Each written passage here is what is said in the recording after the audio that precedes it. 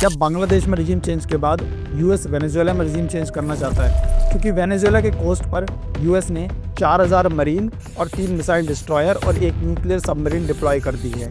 देखिए, अगले 1.5 मिनट में आप वो ट्रुथ जानेंगे जो ये वर्ल्ड पावर्स नहीं चाहती कि आपको पता चले। शुरू करते हैं ऑफिशियल स्टांस से।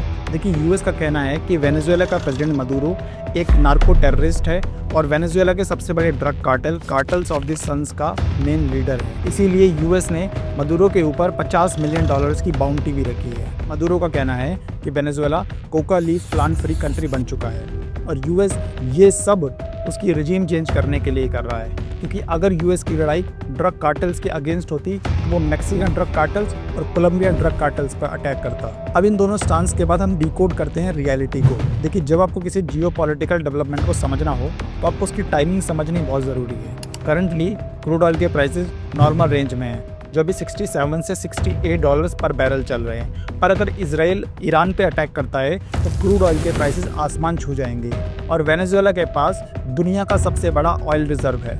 अगर यूएस वेनेजुएला की रिजीम चेंज कर देता है तो दुनिया की ऑयल मार्केट को यूएस कंट्रोल कर पाएगा। पर सवाल ये उठता है कि यूएस को रिजीम चेंज क्यों करनी है? क्योंकि वेनेजुएला की गवर्नमेंट को चाइना और रशिया का कंप्लीट सपोर्ट मिला हुआ है।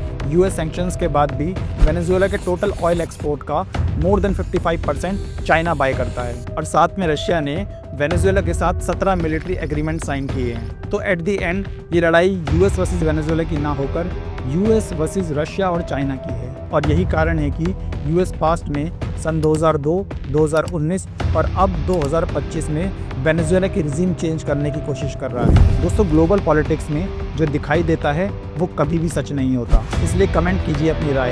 And if you like this topic then hit the follow button.